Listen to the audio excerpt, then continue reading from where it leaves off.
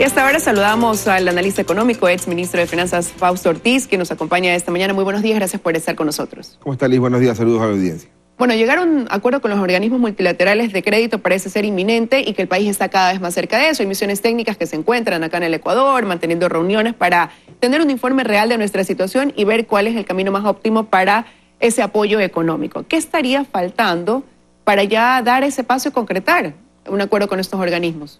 Sí, el gobierno arranca las conversaciones con el Fondo Monetario desde el año pasado a raíz de la visita que hace el fondo para ver el país y la situación económica, lo que se conoce como el artículo 4, que es el artículo del acuerdo constitutivo del fondo, que con los países le dice que cada año el fondo puede entrar a revisar las cifras fiscales y comunicarlas.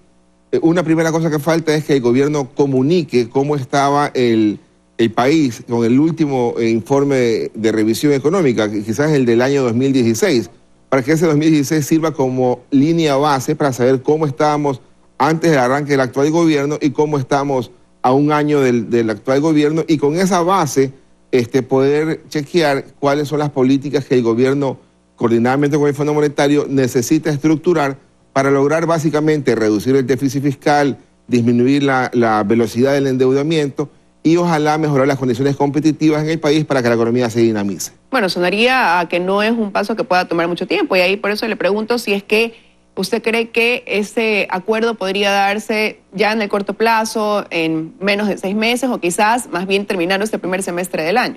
O sea, yo estimo que el acuerdo podría estar estructurado ya y listo para el primer semestre de este año. La misión del Fondo Monetario, que está en Quito y se reunirá con diversos actores, supongo que les tomará entre 30 a 45 días. Luego tendrán que presentarlo al directorio del Fondo Monetario Internacional y estamos hablando para allá por el mes de marzo y abril, para que antes del primer trimestre eso pueda estar ya definido. Acá lo importante también es que lo que se acuerde se sepa que se va a cumplir en el futuro y que no ocurra que se acuerde algo que se empieza a cumplir en el corto plazo y a mediano plazo se desbarata. Digamos, es preferible dejar por fuera ciertas cosas que no vas a poder cumplir y estructurar lo que esté en ese paquete con posibilidades reales y ciertas de cumplir, aunque signifique no llegar a los 10.000 millones de dólares de financiamiento y nos implique quizás un poco menos que la mitad de esa expectativa. Bueno, y de hecho el ministro Richard Martínez señalaba que están viendo precisamente estos organismos con buenos ojos la política que viene manejando este gobierno y que se está trabajando en recuperar esa confianza, ¿no? Tanto en que vamos a cumplir con lo acordado como también en los pagos, en los desembolsos y en el devolver este dinero. Ahora, una vez que se concreten estos acuerdos, ¿qué se debe esperar como país? Sí, ya el mercado internacional da algo de señales, ¿no? El riesgo país, que hace un mes estaba arriba de 750 puntos, esta semana actual se ubicó otra vez en 650, 680, es decir, ya alguna percepción existe de que el riesgo país podría empezar a bajar. Ojalá que el gobierno, en la ruta de reducir el gasto corriente más que el gasto capital, que de alguna forma es la expectativa también de las autoridades económicas, pueda ir pasando el mensaje de que vamos en camino firme y en serio de achicar el tamaño del Estado, reducir el déficit fiscal, que tenemos como país el compromiso de que hasta el año 2021 el déficit fiscal sea en total menos del 3% del Producto Interno Bruto y sacando los intereses sea un déficit fiscal de 0, que es lo que le mandó la ley aprobada el año anterior. Entonces, en esa ruta de disminución del déficit fiscal, de que la gente de afuera, la gente de adentro logre ver que de verdad el gobierno está controlando el presupuesto del Estado y está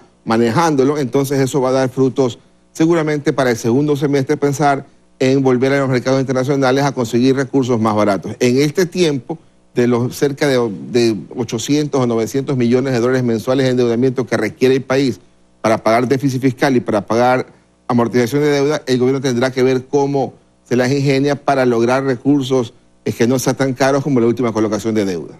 Y desde la cartera de finanzas se ha dicho que con el apoyo de la comunidad internacional y de estos organismos multilaterales de crédito se podrán generar reformas estructurales para el país. ¿Cuáles podrían ser este tipo de reformas de las que se habla desde la cartera de finanzas?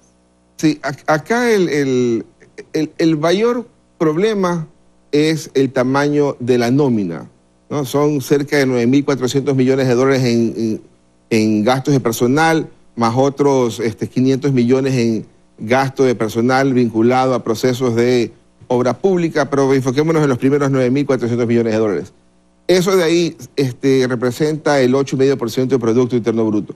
Ojalá ese rubro pudiera bajar un punto en los siguientes 2 años y quizás otro punto más en los siguientes 3 o 4 años. Bueno, pero ya se están tomando acciones porque el gobierno ha dicho que es insostenible mantener esa nómina. Ahora se habló de reducir el 10%, de dar un paso, ¿no? De reducir el 10% de las empresas públicas, algo que tiene que ocurrir ahora hasta fin de mes. No, la política está dada, pareciera que la dirección está señalada, pero los resultados no permiten ver impacto. Es decir, el año pasado, el año 2018, el gasto de nómina con relación al 2017 incrementó, a pesar de que también el gobierno decía que quería reducir el 10% del sector que gana la parte más alta de los salarios. Es decir, la política debe ir acompañada de resultados y hasta ahora en la parte de nómina no hemos visto resultados.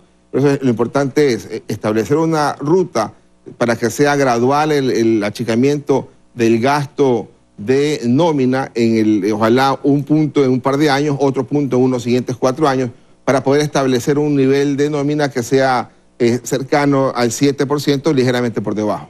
Ahora, ¿cuál podría ser otra medida que planteen al país como parte de este acuerdo? Porque normalmente cuando uno establece acuerdos con estos organismos crediticios, sí demanda de acciones que conlleven a la reducción del gasto, pero también al aumento de ingresos. Entonces, ¿qué otras cosas podrían ser las que se pongan de manifiesto de contraparte como exigencias para nuestro país, para dar ya ese paso? Sí, el gobierno necesita ajustarse, achicar el gasto o quizás mejorar un poco el tema de ingresos, pero no debe descuidar de dejar condiciones para que el sector privado, el resto de la economía, los emprendedores, los empresarios, puedan tener condiciones para seguir dinamizando y para que digan, ok, veo que el gobierno está trabajando bien, voy a pedir financiamiento. Si no me lo da la banca local, lo busco de la banca internacional, y si no lo busco de la banca, entonces lo busco de algún inversionista. Es decir, y en esa línea, ¿qué cosa es lo que está faltándole al gobierno, aunque tiene capacidad de hacerlo ahora? Es la reducción del 5% de la salida de divisas para tratar de ver si efectivamente, desmantelando el 5% de la salida de divisas, pueden ingresar recursos. Y el gobierno, ¿cómo podría hacer para desmantelar ese 5%?